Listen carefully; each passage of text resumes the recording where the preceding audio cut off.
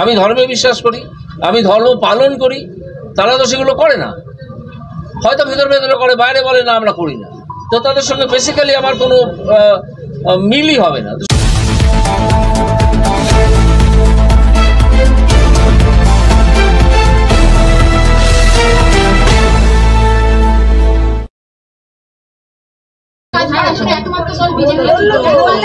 একমাত্র দল কেন, অনেক দল আছে, আমার সঙ্গে অন্য দলের কোনো মিলমিশ হলো না। তার কারণ হচ্ছে, যেমন ধরুন CPIM, আমি যেতে পারতাম, কিন্তু আমি ঈশ্বরে বিশ্বাস করি, উপরওয়ালায় বিশ্বাস করি, আমি ধর্মে বিশ্বাস করি, আমি ধর্ম পালন করি, তারা তো সেগুলো করে না, হয়তো ভিতরে ভেতরে করে, বাইরে বলে না আমরা করি না।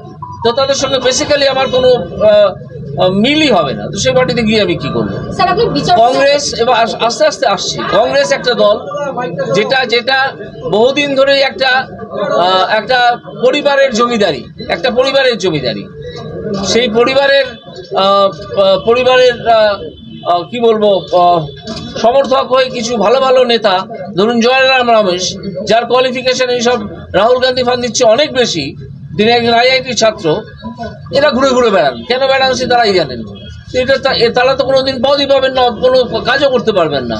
এই দলটা একটা রাজনৈতিক জমিদারির দল, একটা পারিবারিক জমিদারি, সুতরাং এই দলে যাওয়ার কোনো প্রশ্নই ওঠে না। আর এছাড়াও আমি তাদের দলের একজন অত্যন্ত নামকরা পুরনো নেতা অতুল্য ঘোষের একটা বই আমি পড়েছি। নামটা হচ্ছে, আমি বলছি নামটা মনে পড়লে বলে দেবো। সেই বইতে আমি দেখেছি কংগ্রেস দলের চরিত্র সম্বন্ধে অতুল্য ঘোষের মতো মানুষ কি লিখে গেছে।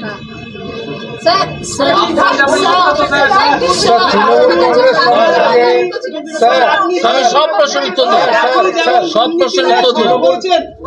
আপনি যেমন দুর্নীতি নিয়ে বারবার আপনি মন্তব্য করেছেন, পাশাপাশি দুর্নীতি নিয়ে কার্যত তৃণমূল কংগ্রেসের একাংশ ক্ষোভে ফুঁসছে এবং দল ছাড়ছে, এই নিয়ে কি বলবেন?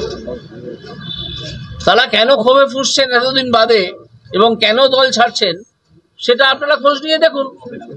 এক্ষুনি মন্তব্য করার কিছু নেই, তারা নিশ্চয়ই কিছু বলবেন কেন ছাড়ছেন দল। তবে আমি এটা বুঝতে পারছি যে তৃণমূল কিন্তু ভেতর ভেতর ভেঙে পড়ছে।